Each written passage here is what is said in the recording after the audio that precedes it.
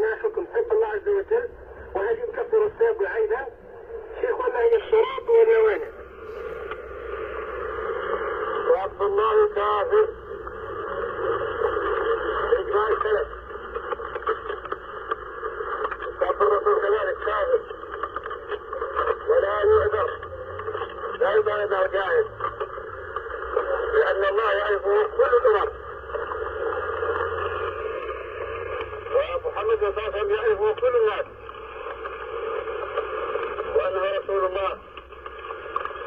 فلماذا يسب الله ويسب الرسول؟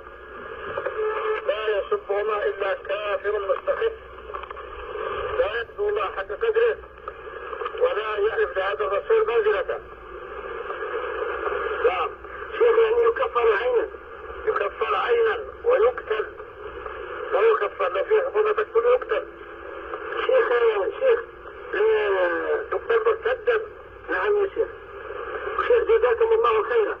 شيخ يعني هؤلاء يعني الإخوة يطرحون بعض الشبهات شيخ، يقولون أنه يعذر أولا بسوء التربية، ثانيا نعم يا شيخ لا يعذر بأي عذر. شيخ يعني يقولون أنه يعني سوء التربية اليهود والنصارى هذا سوء تربية، يهودانه والنصارى أبواب يكون معذور. كيف صار هذا؟ شيخ يعني يقولون بسوء التربية يكون الذي أجبتك خلط على هذا وذاك. بارك الله فيك يا شيخ. شيخ السؤال الثاني يقولون الشبهة الثانية يقولون أنهم يعذرونه بالبيئة وبالجهل، يقولون أنه نشأ في بيئة تسب الله عز وجل فيكون هذا مانع من كفر. أجبتك عن هذا. بارك الله فيك يا شيخ.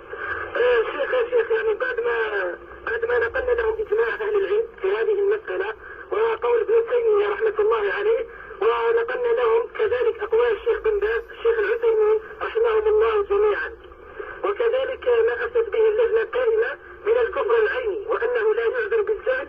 شيخ مع أنه يقر بالنبي صلى الله عليه وسلم ويقر بالكتاب والسنة.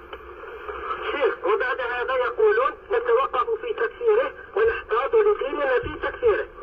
لا هو كافر، والاحتياط في الدين أن يكفر، وعليه من يتوب إلى الله، وأخشى على الذي لا يكفره أن يدخل في الكفر.